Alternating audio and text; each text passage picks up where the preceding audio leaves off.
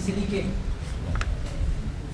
semacam soalan lah, sebagaimana yang biasanya terlintas pada benak setiap pelajar ataupun individu tertentu ataupun di kalangan keluarga, ialah soal masa depan dan jaminan rezeki di dalam kita. Mungkin Fadil Ustaz Ahmad Asri boleh memberikan sedikit sebanyak pandangan beliau serta pengalaman yang pernah ditempuh supaya mendapat menjadi pedoman dan panduan bagi pelajar-pelajar kita di sini dalam keadaan kita telah pun memahami maksud dan matlamat yang ingin dicapai oleh pihak Darul Kausar.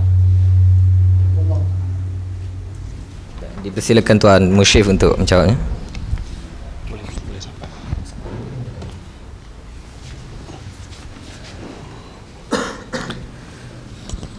Alhamdulillah. Soalan itu memang soalan yang biasa mungkin timbul dalam fikiran masyarakat lah. Tetapi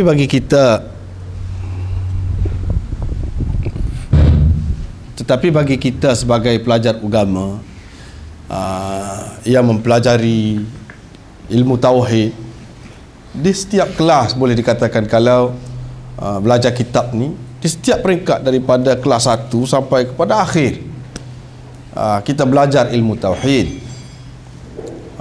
Dalam ilmu tauhid itu khususnya dalam kitab-kitab lain pun ada juga disebutkan bahawa rezeki ini adalah sesuatu yang telah dijamin oleh Allah Subhanahu wa taala. Sudah ditentukan oleh Allah Subhanahu wa taala. Sebelum manusia itu lahir ke dunia lagi sudah pun ditentukan rezeki dia tu, dan dia tidak akan mati selagi dia tidak menyempurnakan rezeki yang Allah Subhanahu wa taala telah tentukan untuknya. Allah Subhanahu wa taala berfirman, "Wa ma min dabbatin fil ardi illa 'ala Allahi rizquha." Tidak ada satu pun makhluk yang melata di muka bumi ini melainkan Allah telah menjamin rezekinya.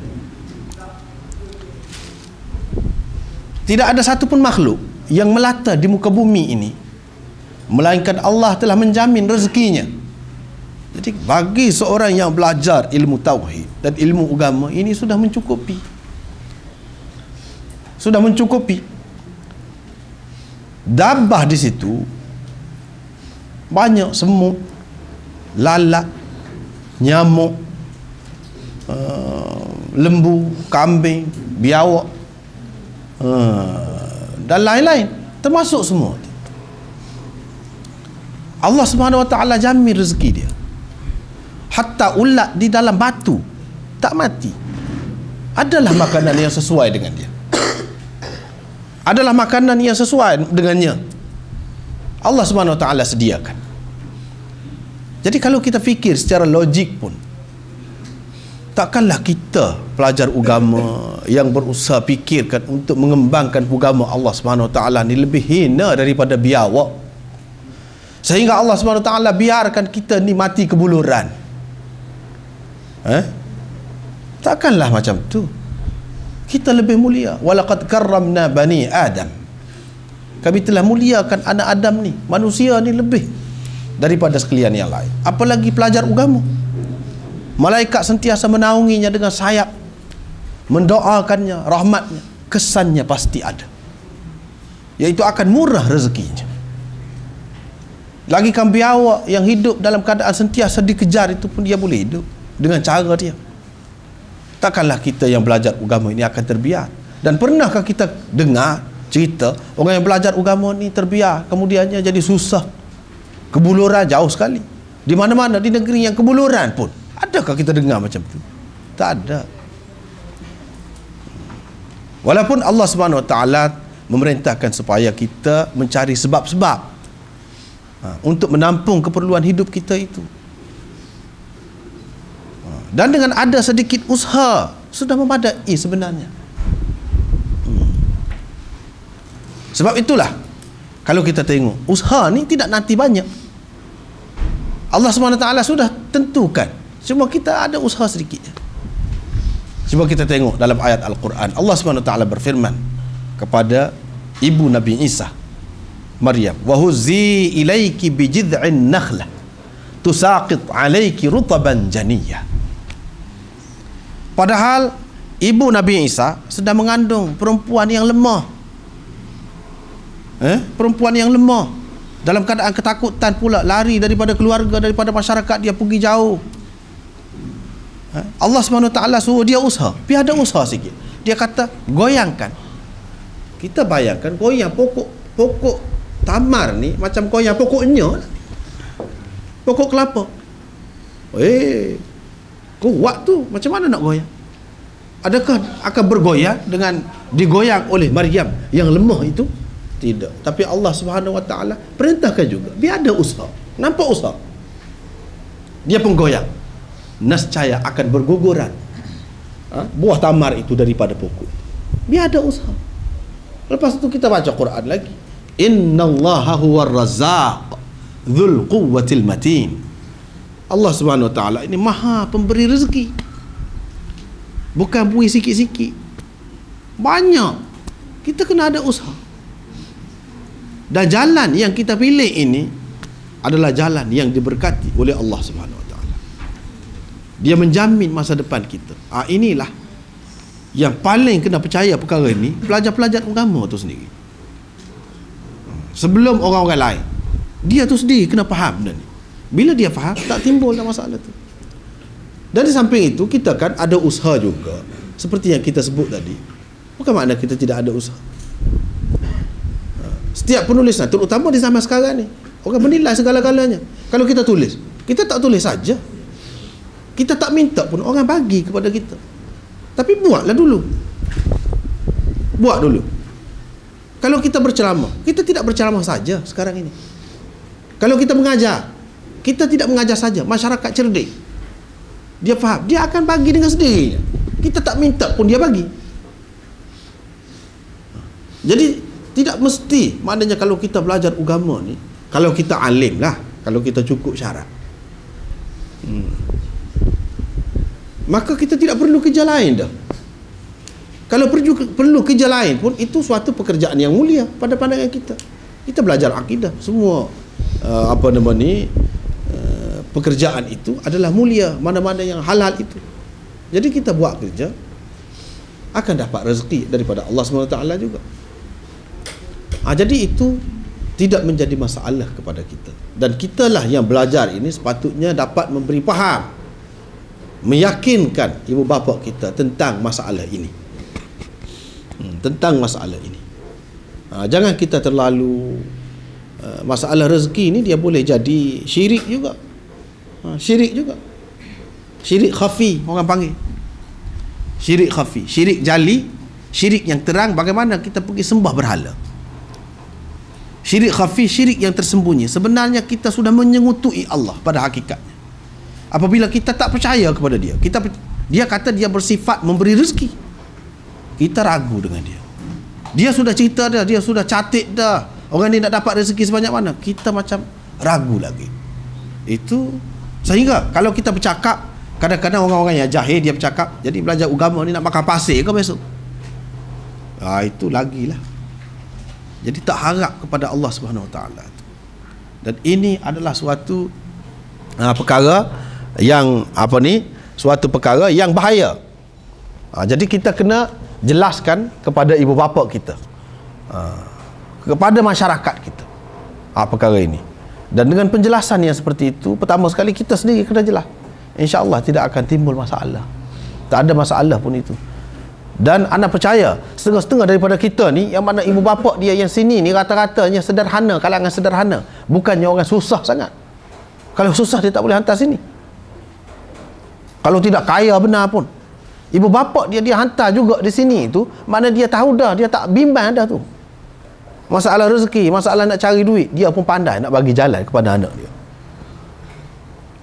Yang dia naknya iaitu apa yang dia tidak dapat bagi kepada anak dia. Setengah-setengahnya begitu. Lagilah tak jadi masalah kepada mereka. Dan kalau ada masalah pun, bukan bermakna bila kita kata kita belajar agama ni, kita tak boleh bekerja cari makan. Orang lain pun yang belajar tu semua, kalau kita kata matlamat dia makan gaji, boleh makan gaji semua ke? Tidak juga. Tetapi fikiran itu mesti diubah tu. Makan gaji bukanlah suatu yang istimewa. Kerja lain bukanlah suatu yang hina. Tidak, bagi kita. Buatlah apa saja. Buatlah apa saja untuk memenuhi keperluan kita. Asalkan kita hidup mulia, asalkan kita ada ilmu, pada masa yang tertentu kita boleh menyumbang kepada masyarakat, kita tetap akan dihormati, kita tetap akan dipandang dengan pandangan yang mulia.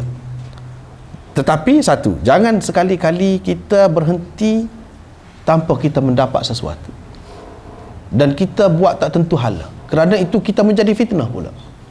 Orang akan mengatakan, tengok itu contoh orang yang belajar agama, tak tentu hala. Kerja pun tak tentu hala. Apalagi kalau kita ni jadi teruk daripada orang lain. Jangan sekali-kali jadi begitu. Tapi kalau tidak jadi begitu, kita jadi seorang yang berakhlak mulia saja, bekerja biasa saja pun tetap menjamin keyakinan orang terhadap kita.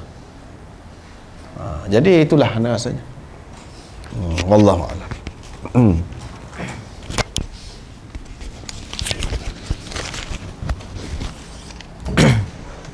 Baik, kita mengucapkan terima kasih di atas jawapan Tuan Musyrif tadi. Baik, di sini ada soalan bertulis daripada pelajar perempuan. Jadi sebelum tu Ana cadangkan supaya pelajar lelaki supaya sediakan soalan. Kalau pelajar perempuan boleh soal, kenapa pelajar lelaki tak boleh soal? Dan kalau malu juga untuk buat soalan, hantarkan soalan bertulis sama dengan pelajar perempuan. Baik. Di sini ada dua soalan daripada pelajar perempuan. Pertama, adakah kelas Urdu untuk pelajar perempuan? Kerana pelajar perempuan juga ingin menjadi seperti yang disarankan oleh Ustaz Asri.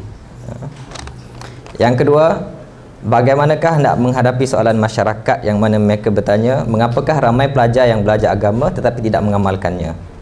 Adakah dengan pencapaian kita yang tinggi ini kita boleh berbangga, sedangkan sedangkan kita tidak menitik beratkan tentang pengamalannya? Baik, kepada Tuan Musyrif kita ajukan soalan tersebut.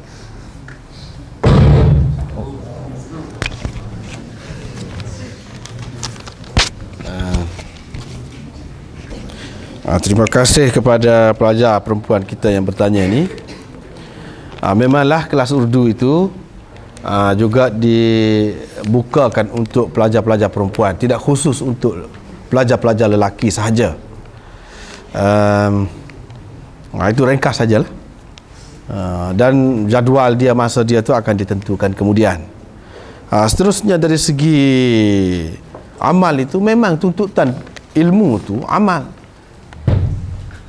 Ilmu itu tidak akan berguna kalau tidak diamalkan. Memang begitu.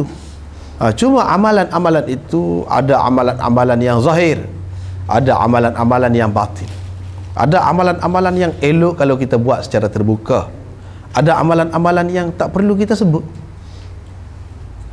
Tak perlu kita sebut. Lebih elok kalau kita sembunyikan.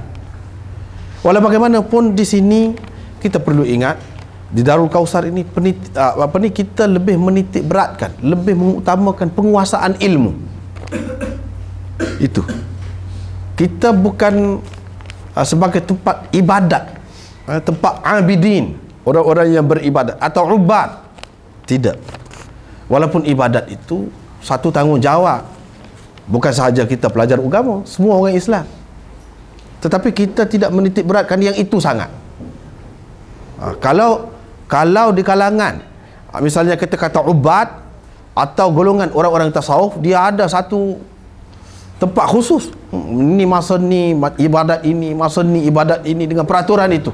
Dan dia lebih menitik beratkan itu. Ilmu kurang dititik beratkan. Jadi bagi kita beratkan yang ini. Ada setengah-setengah kumpulan pula dia lebih menekankan sudut dakwah. Itu dari segi penekanan lah.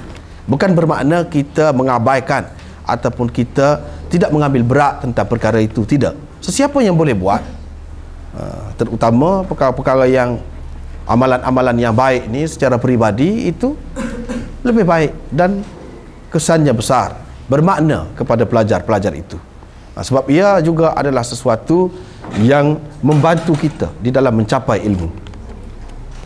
Ibadat begitu juga, amal adalah di antara perkara yang menggilak akal kita dan menjernihkan jiwa kita, menenangkan jiwa kita, maka dia boleh membantu kita belajar juga. Jadi bukanlah suatu yang berasingan, tidak boleh dipisahkan. Apalagi yang wajib itu. Yang wajib itu, amal itu luas maknanya. Bukan dari segi ibadat sembahyang itu saja. Selain daripada itu, kita kena tunjukkan amal kita ni, akhlak kita. Itu maksud amal juga. Mungkin yang dimaksudkan di sini amal itu begitu. Jadi semestinya kita tunjukkan contoh-contoh yang baik kepada masyarakat. Jangan kita tu gaya berjalan kita pun orang tengok lemah. Janganlah macam tu. Jadi gaya berjalan kita tu bukan tu kitab, tapi kita tu hero mana-mana dalam filem. Itu tak kena lah tu, larilah tu ilmu dengan amal lain. Janganlah macam tu. Begitu juga yang lain-lain. Jadi anak saya itulah, sekadar itulah sesuatu yang tidak boleh dipisahkan. Wallahu a'lam.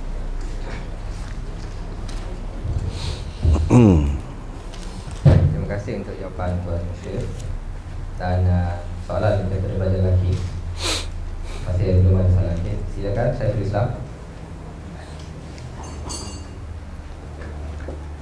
Apakah pandangan Ustaz setelah kita belajar selama 3-4 tahun di sini, kemudian kita menukar arah pendidikan kita, contoh ke universiti ataupun kolej, kemudian setelah tamat sana kita kembali menamatkan belajar di sini hingga ke tahap dauratul hadis, ataupun kita bekerja secara sambilan sampai meneruskan pengajian, apa hukum Ustaz? Terima kasih kepada Saiful Islam yang mengemukakan soalan itu. Jadi yang terbaiknya ialah kita habiskan dulu pengajian kita di sini. Jadi peperiksaan yang lain tu kita ambil sambil-sambilan. Secara sambilan tahun ini. Jadi sehingga kita kata sesuai masa tu. Maknanya kita belajar 2 tahun, lepas itu habis tu kita ambil peperiksaan SPM, ataupun SPM dulu ke boleh. Lepas itu kita belajar di sini sampai habis. Itu yang terbaik. Sebab bila kita keluar mungkin akan timbul macam-macam masalah. Halangan tu akan datang pula. Mungkin akan berlaku begitu. Dan dia ilmu tu jadi tidak bersambung, terputus di tengah jalan. Jadi itu kurang baik. Walau bagaimanapun mungkin ada juga jalan begitu, kalau terpaksa juga. Tapi dalam keadaan terpaksa lah. Kalau dalam keadaan ada pilihan, kita tidak boleh memilih cara itu. Kita mesti cara ini, habiskan di sini dulu. Dan yang lain-lain tu biarlah sampai masa dia, kita tidak jauh sangatlah masa tu. Untuk kalau kita nak sambungkan pengajian di universiti atau dalam bidang lain selain daripada agama, tidak jauh sangat senggangnya itu. Misalnya kita kata 2 tahun, 2-3 tahun, lebih baik kita lewatkan yang itu daripada yang ini. Lepas itu bekerja sambil belajar ini, itu pun dalam keadaan terpaksa. Kalau dalam keadaan biasa lebih baik tak perlu bekerja. Peluang yang ada tu kita kena gunakan sepenuhnya. Katakanlah dengan kita bekerja tu, kita hanya dapat duit poket tambah saja. Sedangkan kita sudah ada duit poket yang ibu bapa kita bagi, tapi sedikit. Hendaklah kita berpada dengan yang sedikit itu. Lebih baik lagi daripada kita mencari tambahan itu. Sebab kita hidup dengan secara sederhana itu lebih baik lagi. Daripada kita banyak duit, mungkin pikiran kita tu akan berbelah bagi pula. Nak bermewah-mewah pula. Jadi itu juga di antara penghalang daripada kita tekun dalam belajar. Jadi anak saya itulah sekadar jawapan. Wallahu a'lam.